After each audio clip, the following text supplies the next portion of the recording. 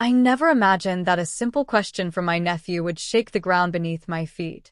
I've been married for 12 years, and I wish I could say it's been a happy one. At first, it was good, safe, familiar, stable. But somewhere along the way, the connection faded. My husband and I became distant, like roommates going through the motions. We stopped laughing, stopped touching, stopped seeing each other. I began to feel like a ghost in my own home. Every day felt like a loop. Cook, clean, work, sleep. The man I once loved now barely looked up from his phone when I walked into the room. I tried to talk to him, to ask if he still loved me, but he always had an excuse. Work, stress, tired. Eventually, I stopped trying. I told myself it was normal. That passion fades. That comfort was enough. But deep down, I knew I was lying to myself. That summer, my nephew Tyler came to stay with us. My sister had to travel for work, and he was on break from school. 16, tall, a little shy but thoughtful. I hadn't seen him in a year, and he'd grown so much. Voice deeper, shoulders broader, but still had that quiet, polite charm. At first, I saw him like I always did, just a kid I'd helped raise in small ways over the years. But something shifted. He noticed things. When I looked tired, he asked if I was okay. When I cooked dinner, he said thank you every single time. He complimented my hair, my clothes. He helped clean up without being asked. Little things my husband hadn't done in years. One afternoon, after an argument with my husband over nothing, just silence, cold glares, and walking away, I sat at the kitchen table and cried quietly, thinking no one could hear me. But Tyler did. He walked in, slowly, unsure. I wiped my face quickly and smiled like nothing happened, but he didn't buy it. He sat across from me and asked, "Why are you crying?" I laughed it off. "Just tired." He frowned. "He shouldn't treat you like that. You're better than this." It caught me off guard. No one had defended me like that in so long. I mumbled something dismissive, but he kept looking at me, eyes serious. And then he said it, the sentence that stopped my breath. "Why do you stay with someone who doesn't even look at you like I do?" I felt the blood drain from my face. I opened my mouth, but no words came. What did he mean? Was he just being kind, protective? Or was there something else beneath those words? I told him to go watch TV and busied myself with dishes, hands shaking. My heart was pounding, not from fear, but something else, confusion, curiosity, shame. That night, I lay in bed, staring at the ceiling, replaying his words over and over. I didn't know what was happening, but I knew something had changed. I tried to forget what Tyler said, to chalk it up to him being young and emotional, maybe just reacting to seeing me upset. But the words lingered. They echoed in the quiet moments of my day, growing louder when the house was still. I caught myself watching him when he wasn't looking. He moved with a quiet confidence now. He had this calm presence, like he wasn't just a kid anymore. He started spending more time near me, sitting close while we watched TV, asking questions about my day, genuinely listening. He noticed when I wore something new. "That color looks good on you," he said one day, so casually it didn't feel like flattery. But it landed harder than it should have. We stayed up later than we should have some nights, talking about music, movies, his plans for college. He told me he didn't feel comfortable talking to his mom about some things. I listened, and in return, I let pieces of my own truth slip. How I felt like a shadow, how my marriage felt like an obligation more than a bond. He looked at me differently after that, not with pity, but with something warmer. I felt it. There was one night when thunder rolled outside, and the lights flickered. I hate storms. He noticed my tension, and without asking, he reached for my hand. His fingers were warm and steady. I didn't pull away. I couldn't. Something about the gesture felt needed. Like someone finally saw me again, not just as a wife or an aunt, but as a person. After that, I started looking for him more, listening for his footsteps, fixing my hair before coming downstairs. It wasn't a conscious decision, but it was happening. He began drawing again, something I remembered he loved as a kid. One morning, he showed me a sketch, my face, soft lines, gentle eyes, hair falling around my shoulders. "I drew how I see you," he said. I was speechless. No one had looked at me like that in years. I told him it was beautiful, and he smiled with this shy pride.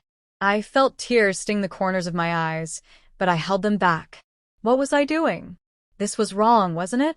But then I remembered last weekend at a neighborhood barbecue.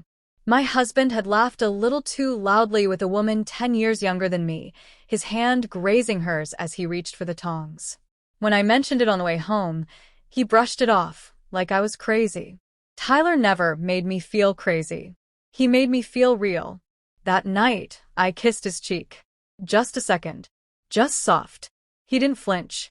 He looked at me with something that felt like both surprise and understanding. I walked away before I could do anything more. My heart thudded in my chest as I locked the bathroom door and stared at myself in the mirror. I knew the line was getting thinner, and I was still walking straight toward it. My husband left for a weekend work retreat, barely giving me a goodbye. Tyler and I were alone. I tried to stay busy, to keep space between us, but it didn't last.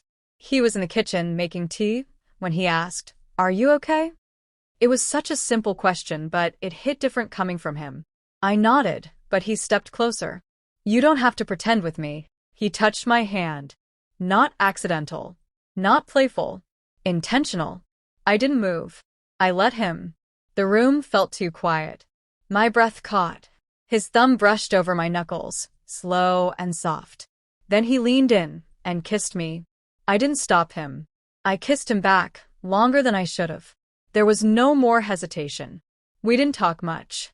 It just happened, like we'd both been waiting, like everything had been leading to this moment.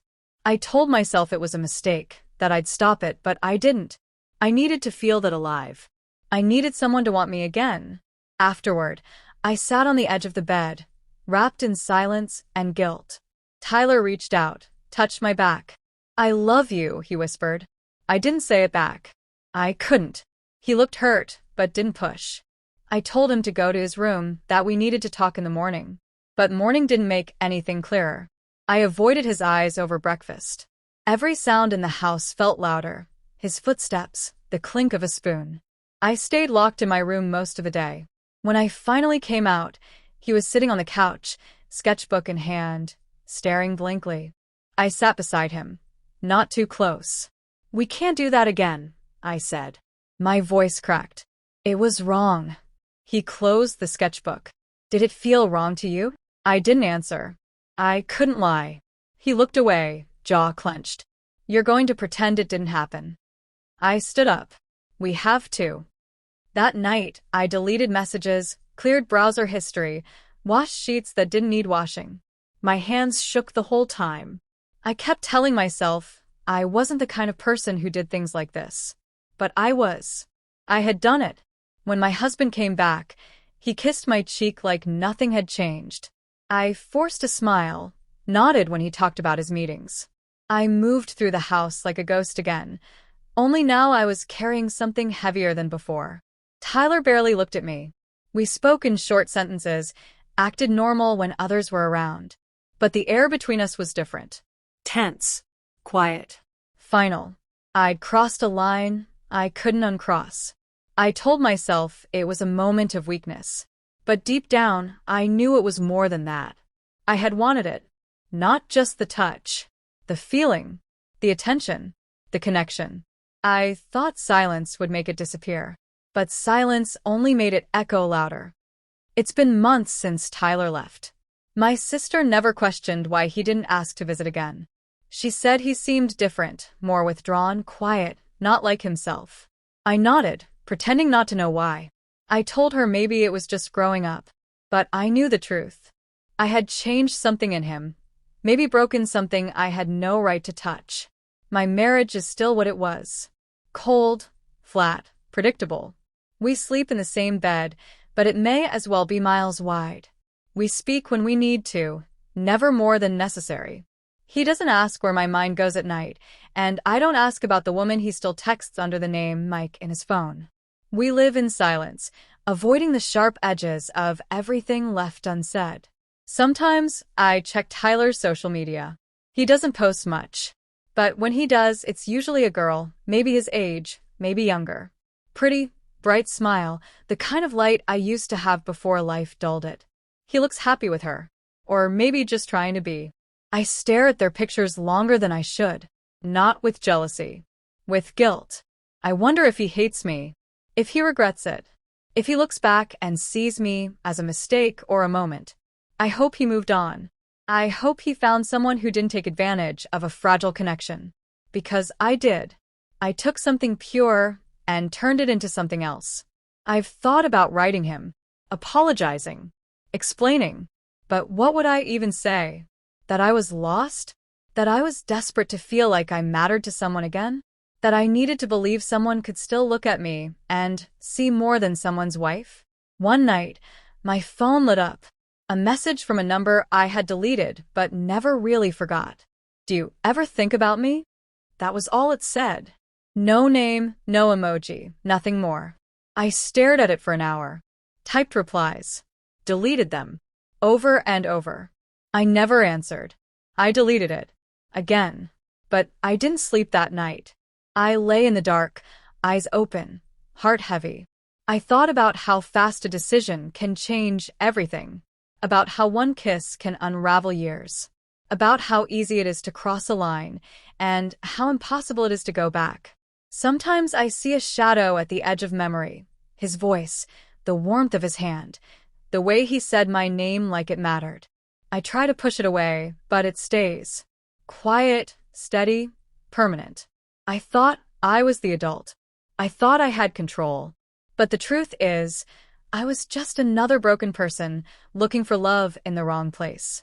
And now I live with the weight of it every single day.